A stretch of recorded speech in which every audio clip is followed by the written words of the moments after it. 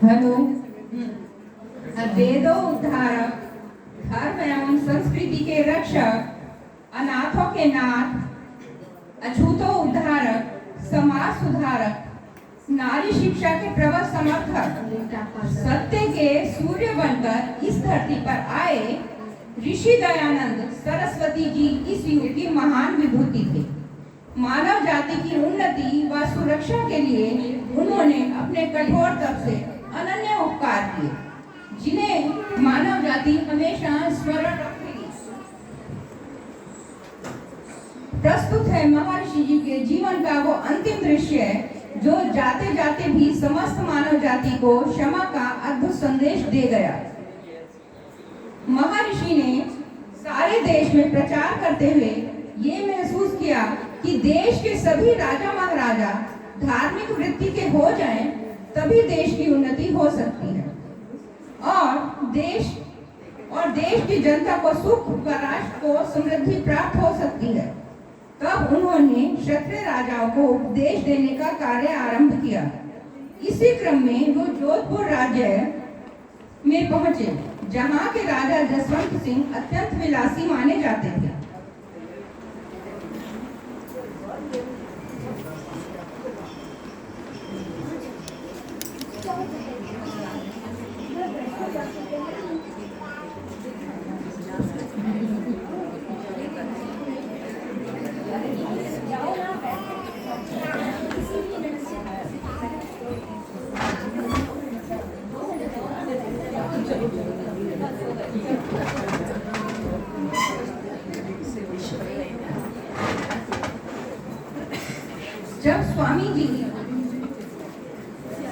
जब राजा को सूचना मिली कि ये स्वामी जी आए हुए हैं, तो उस समय नन्ही जान उनके सामने नृत्य पेश कर रही थी।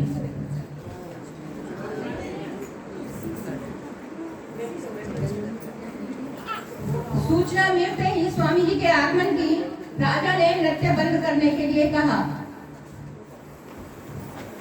और वो नन्ही जान को उसकी पालकी तक छोड़ने के लिए चल दिए। इतने में ही स्वामी जी का दरबार में प्रवेश हुआ। स्वामी जी को जोधपुर नरेश का प्रणाम। नरेश, ये हम क्या देख रहे हैं? हमें अत्यंत दुख हुआ आपके इस अशोभनीय आचरण से। स्वामी जी, हम अत्यंत लज्जित हैं। राजन, राजा लोग सिंह के समान समझे जाते हैं। स्थान स्थान पर भटकना आपके लिए ठीक नहीं है। तुम्हारा ये कार्य आर्य जाति की मर्यादा के बिल्कुल विपरीत है। ऐसे कार्यों से राजधर्म भ्रष्ट होता है, राज मर्यादा को बट्टा लगता है। इस पाप सोपान पर प्रथम चरण पड़ते ही पुरुष का अधःपतन शुरू हो जाता है। ऐसे कलमशता के आगमन का क्या काम? ऐसे निंदनीय कार्यों को तुरंत तिलांजलि देनी चाहिए। हमारी तो यही इच्छा है, आगे आपकी मर्जी। नन्ही जान ने जब यह सब सुनकर महर्षि से बदला लेने का विचार किया और इस सब के तहत नन्ही जान अपने षड्यंत्र को कार्यान्वित करने के लिए स्वामी जी की रसोई जगन्नाथ के पास पहुंची। जगन्नाथ, क्या स्वामी दयानंद जी की सेवा में नियुक्त हैं, भोजन सेवा में नियुक्त हैं? जी हाँ, कहिए, कुछ काम था उनसे? उनसे नहीं, मैं तो आपसे मिलने आई हूँ। आपको मुझसे था? कहिए। पहले आपको वचन देना होगा कि आप मेरा काम पूरा करेंगे। अरे पहले काम तो बताइए। ये सब मुद्राएं आपके लिए लाई हूँ। इतनी सारी मुद्राएं? हाँ, और भी दूंगी, और भी मुद्राएं दूंगी आपको, लेकिन आपको मेरा काम पूरा करना होगा। हाँ, पहले काम तो बताइए। कुछ भोजन संभालने के लिए का काम था? जी नहीं, ये देखिए, ये जहर है, इसे दयानंद जी को रात्रि में मिलाकर पिलाना होगा। जहर? ये काम मुझसे नहीं करवाएगा। ये ऐसे कैसे नहीं, तुम्हें मुद्राएं चाहिए, मैं और भी दूंगी, और इतनी मुद्राएं पूरे जीवन काल में आपने देखी भी ना होंगी। क्या मैं काम कर पाऊंगा क्या? क्यों नहीं कर पाओगे, इसमें मुश्किल ही क्या है? मैं काम कर पाऊंगा क्या? बिल्कुल कर पाओगे। रात्रि को दूध में मिलाकर दयानंद को पिला देना, और ये सब मुद्राएं तुम्हारी। ठीक है। ये रात्रि को दूध में मिलाकर उन्हें पिला देना। ठीक है।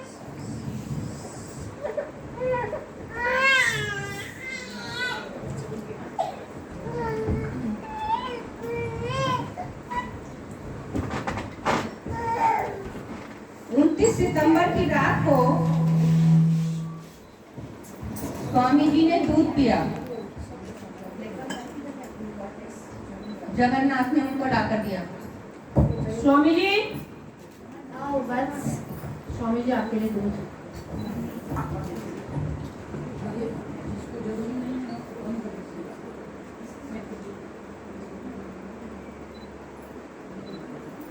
सितंबर की रात को स्वामी जी दूध पीकर सो गए।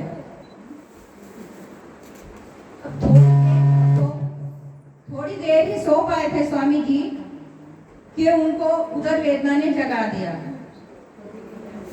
और बेचैनी से वो इधर उधर टहलने लगे।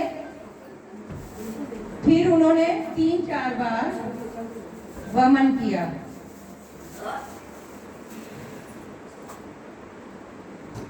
स्वयं ही जल आदि लेकर कुल्ले करते रहे।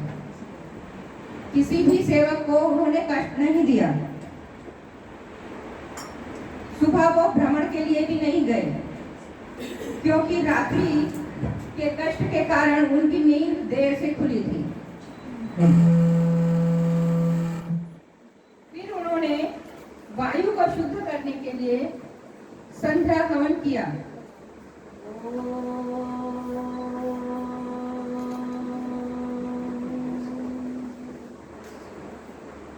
वो समझ गए थे कि उन्हें दूध में कोई विषाक्त पदार्थ दिया गया है। उन्होंने रसोइये को अपने पास बुलाया। जगन्नाथ जी स्वामी जी। क्या तुमने रात को दूध में कुछ मिलाया था? नहीं स्वामी जी। नहीं, तुम सत्य नहीं बोल रहे जगन्नाथ। कुछ नहीं। तुमने कुछ तो मिलाया था। कुछ नहीं स्वामी जी। मैं सत्य से परिचित हो गया हूँ जगन्नाथ। तुमने रात को दूध में विष मिलाकर दिया था। मुझे क्षमा कर दीजिए स्वामी जी, मुझे क्षमा कर दीजिए। मैं धन की बड़ी लालच में फंसकर मैंने बहुत बड़ा आपको कर्म कर दिया।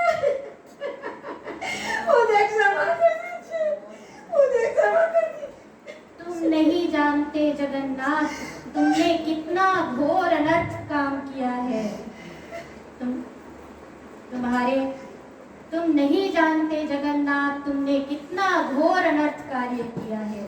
मेरे असमय जाने से मेरे कितने कार्य अधूरे रह जाएंगे। तुम्हें नहीं मालूम इससे लोकहित की कितनी बड़ी हानि हुई है। लगता है विधाता की यही इच्छा है। मुझे क्षमा कर दीजिए। जगन्नाथ, यदि यहाँ के नरेश को पता चल गया तो वो तुम्हारा नामो निशान तक मिटा देंगे। जगन्नाथ, यदि यहाँ के नरेश को पता चल गया तो वो तुम्हारा नामो निशान तक मिटा देंगे। इसीलिए मैं चाहता हूँ तुम ये धन लो और नेपाल राज्य चले जाओ। नेपाल राज्य में जाकर छिपने से ही तुम्हारे प्राणों की रक्षा हो सकती है। जिसने तुम्हें प्रलोभन दिया वो तुम्हें धन दे या ना दे, लेकिन तुम इस धन से नेपाल चले जाओ। मेरी इतनी बड़ी अपराधी अकृत्य कर्म के सामने गुरु जी आपकी इतनी बड़ी करुणामय क्षमा। मैं तो इस संसार को मुक्ति का मार्ग दिखाने आया था, किसी को कैद कराने नहीं। जाओ, बस जाओ, शीघ्र जाओ। क्षमा क्षमा क्षमा। और उसके जाते ही स्वामी जी लेट जाते हैं। अद्भुत थी महर्षि की क्षमाशीलता। विषदाता को भी प्राणदान। चांद सूरज व सितारे थे कभी कैद जहां, चांद सूरज व सितारे थे कभी कैद जहां, बुझती हुई शम्मा भी जला दी तूने, बुझती हुई शम्मा भी जला दी तूने। सारा इतिहास भी देखा, सारा इतिहास भी देखा, पर ना मिला कोई तुम जैसा। अपने कातिल को भी जीने की दुआ दी तुमने, अपने कातिल को भी जीने की दुआ दी तुमने। महर्षि जी का स्वास्थ्य निरंतर गिरता जा रहा था। कोई भी औषधि काम नहीं कर रही थी। हर पल घड़ी घड़ी दिन दिन स्वामी जी का स्वास्थ्य लाभ नहीं हो रहा था। स्वामी जी को जोधपुर से आबू ले गए। अब स्वामी जी का इच्छा थी कि मुझे आबू में ही रहना है, लेकिन उनके कुछ निष्ठावान सेवक उनका उपचार डॉक्टर लक्ष्मण दास से कराना चाहते थे। इसलिए वो उनको 20 अक्टूबर 1883 को आबू से अजमेर ले आए। सारे देश में भक्तों की भीड़ स्वामी जी का स्वास्थ्य जानने के लिए आतुर थी। स्वामी जी के मुख, जिह्वा, कंठ, तालु और संपूर्ण शरीर पर छाले पड़ गए थे। उन्हें बोलने में भी बहुत कष्ट हो रहा था। बिना सहायता के वो करवट भी नहीं ले पाते थे। पानी गले से नीचे नहीं उतर रहा था। अजमेर में स्वामी जी को मसूदा के ठाकुर के बंगले पर ठहराया गया। वहां पर डॉक्टर लक्ष्मण दास को बुलाकर उनका इलाज आरंभ किया।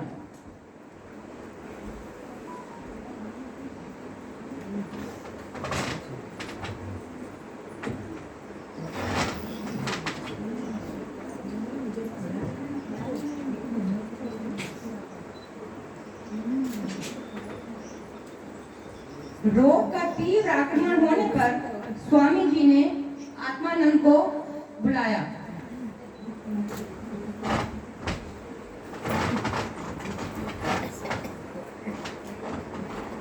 आत्मानंद,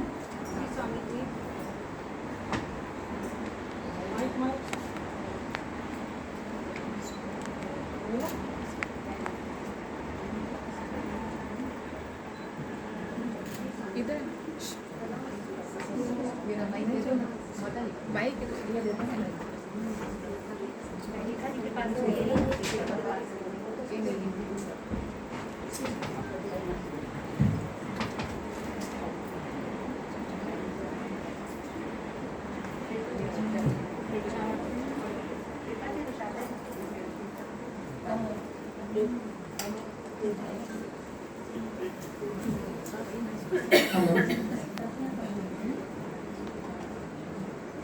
जी स्वामी जी, मेरे स्वीकार पत्र की प्रतियां इन सभी लोगों में वितरित कर दो।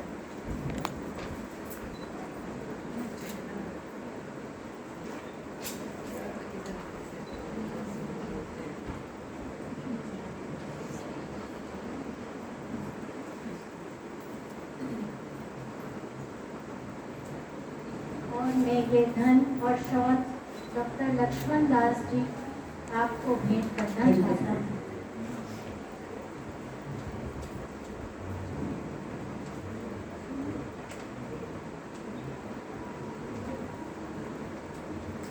महाराज, अगर मेरे पास धन होता तो मैं अपना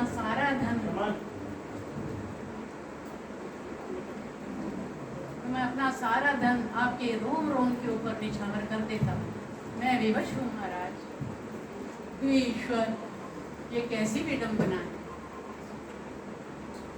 यदि मेरा उपचार शुरू से ही डॉक्टर लक्ष्मण दास के हाथ में होता तो आज उन षड्यंत्रकारियों का मुझे मारने का षड्यंत्र विफल हो जाता। कष्ट बढ़ने पर एक अंग्रेज डॉक्टर न्यूमन साहब को बुलाया गया। वो स्वामी जी को देखकर हैरान हो गए।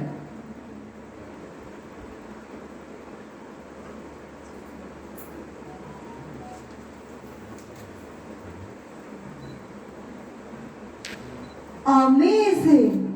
हमने इतनी दृढ़ इच्छा शक्ति वाला महापुरुष आज तक नहीं देखा है। सिर से पांव तक, फिर में हाथ और मुंह से आह तक नहीं निकला। आपका धैर्य आश्चर्यजनक है। हम आपको हजारों बार सैल्यूट करता है। 30 अक्टूबर को महर्षि के श्वास का वेग तीव्र हो गया और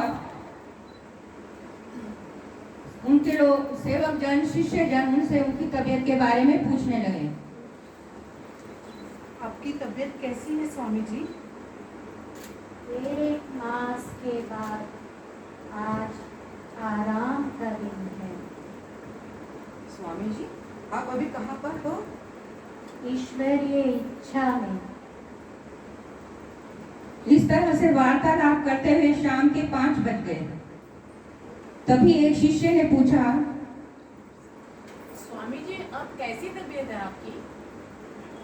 ठीक है, अंधकार और प्रकाश का भाव है। आत्मानंद, आत्मानंद। जी महाराज। सभी आर्यजनों को बुलाओ और मेरे सराहने के पीछे खड़ा कर दो। वत्स, तुम मेरे पीछे बैठ जाओ।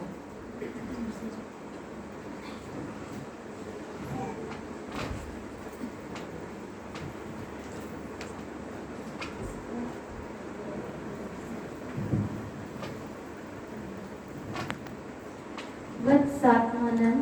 जी महाराज। इस समय तुम क्या चाहते हो? आपका ये तुच्छ सेवक दिन रात यही प्रार्थना करता है कि ईश्वर की असीम कृपा से आप शीघ्र से शीघ्र पूर्ण स्वस्थ हो जाएं। आपके दोनों भाग मेरे ऊपर आशीर्वाद के बने रहें। त्रिभुवन में मेरे लिए इससे बढ़कर कोई भी प्रिय वस्तु नहीं है स्वामी।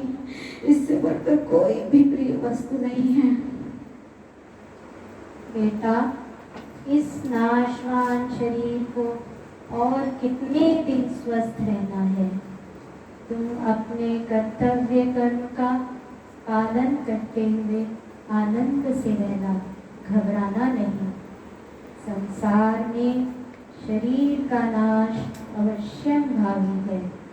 जो इस संसार में आया है उसे एक ना एक दिन तो जाना ही होगा। पंडित गुरुदत्त विद्यार्थी व अन्य आर्यजन भी वहां पर उपस्थित थे। चारों ओर से द्वार खोल दो।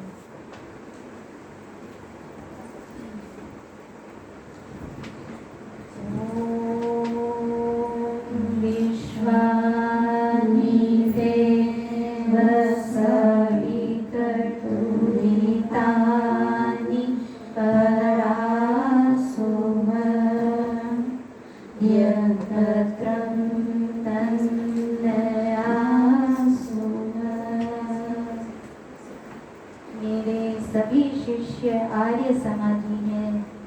अब इन्हीं पर मेरे विश्वास, इच्छाओं और कार्यों की पूर्ति इन्हीं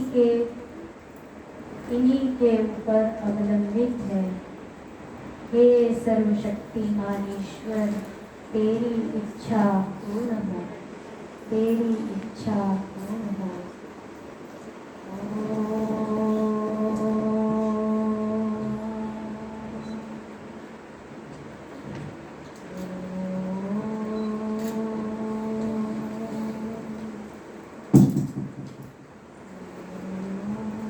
नहीं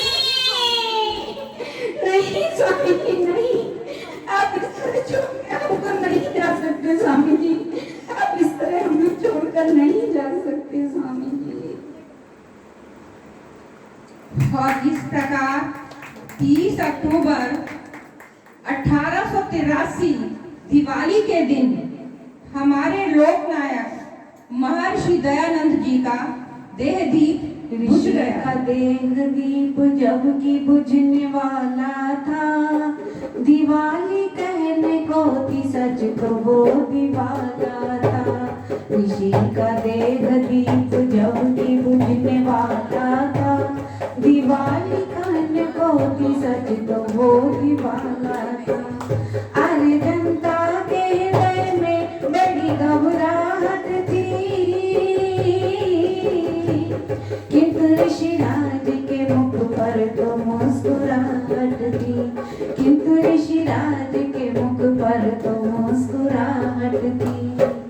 शांत मन हो महर्षि ने ये वचन उच्चारे, तेरी इच्छा पूर्ण होवे परम पिता प्यारे।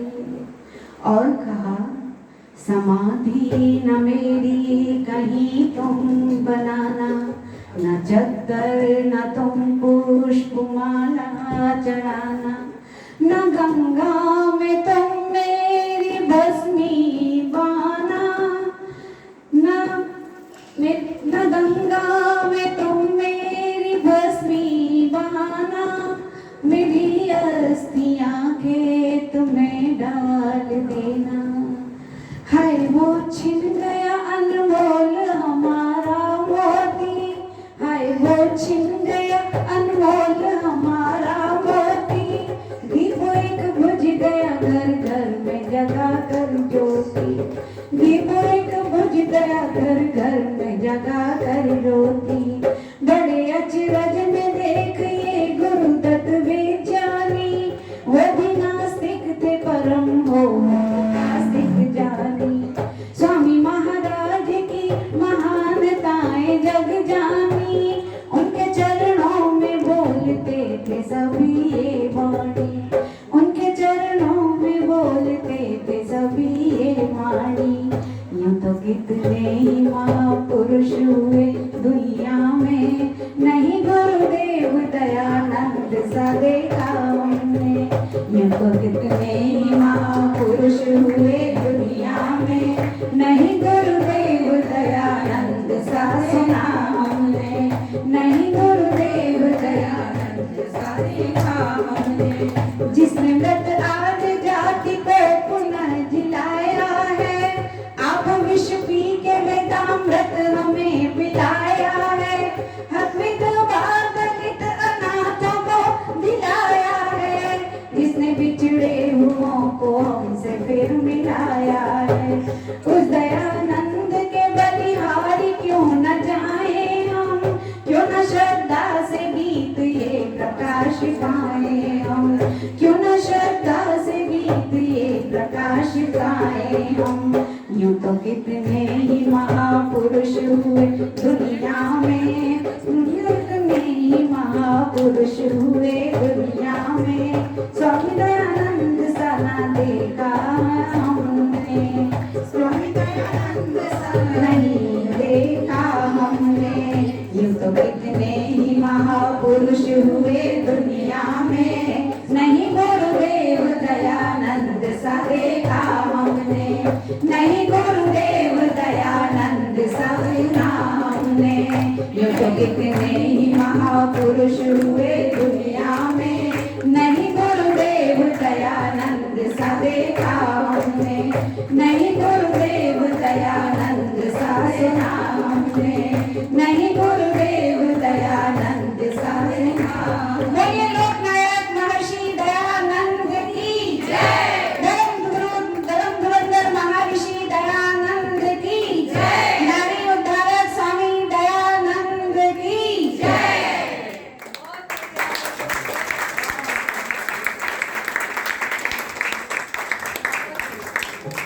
जीवन के रोते पतझड़ में तुम खिला गए नया, जीवन के रोते पतझड़ में तुम खिला गए नया मधुमास। अपने साहसमय कृत्यों से लिख गए एक इतिहास नया, अपने साहसमय कृत्यों से लिख गए एक इतिहास नया। इस धरती का कण कण गरिमा के गीत तुम्हारे गाएगा, इस धरती का कण कण गरिमा के गीत तुम्हारे गाएगा। ये देश तुम्हारे उपकारों से उड़न ना हो पाएगा। ये देश तुम्हारे उपकारों से उड़न ना हो पाएगा। बोलो कौन? Thank you. आवाज नहीं आई कुछ मजेदार, जरा जोर से बोलो कौन? यहाँ उपस्थित सभी आर्यजनों को मेरा प्रेम व आदर भरी नमस्ते। आप सबने अपना कीमती समय देकर हमारी नाटिका का अवलोकन किया और हमारा उत्साह बढ़ाया। इसके लिए हमारी टीम कोटि कोटि आभार व्यक्त करती है। और अब जिन पात्रों ने इसमें अभिनय किया उसका परिचय।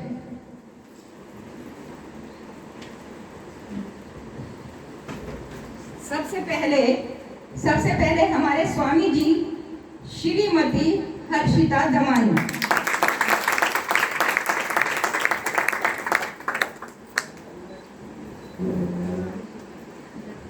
हाँ, राजा जसवंत सिंह जी श्रीमती नंदिता जवेरी।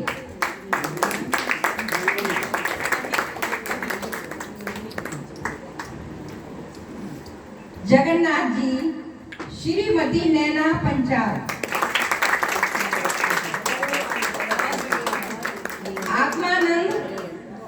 आत्मानंद श्रीमती रीता गुप्ता।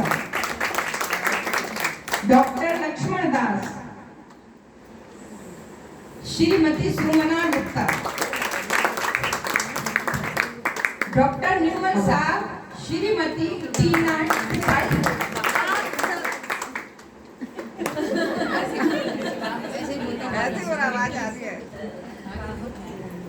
आप सभी का बहुत बहुत धन्यवाद।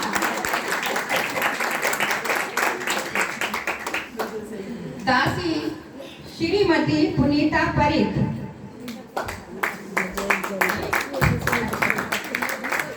गुरुदत्त विद्यार्थी श्रीमती अनु अब्रोर।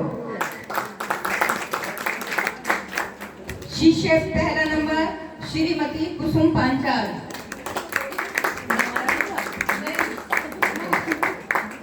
दूसरा शिष्य श्रीमती उमा रस्तोगी।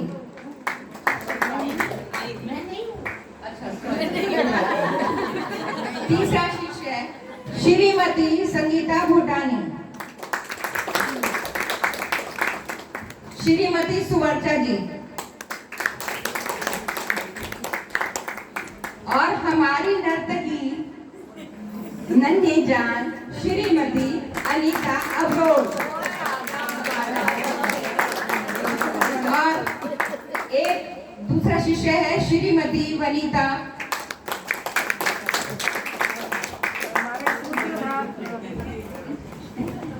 हमारे इस पूरे नाटक का श्रेय श्रीमती शारदा जी चौधरी को जाता है।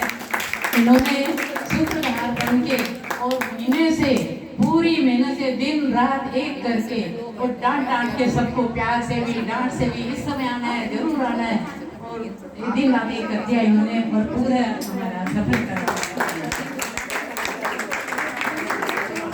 हाँ, इनको हम पूरे नाटक के कलाकारों की तरफ से इनका धन्यवाद। ये सब संभव नहीं होता अगर मेरी टीम मेरा कहना नहीं मानती। जबरदस्ती बुला के मैंने कहा कि अपना काम छोड़ के पहले इधर आना है। जैसे भी करो पहले अपना काम निपटाओ, रात को निपटा लो, लेकिन आओ सुबह जरूर। जिनके विचारों से चेहरे खिले, जिनकी प्रस्तुति से चेहरे खिले, खिल उठी कलियां, ऐसी हमारी शारदा जी के लिए जोरदार हो जाए तालियां, जोरदार हो जाए तालियां।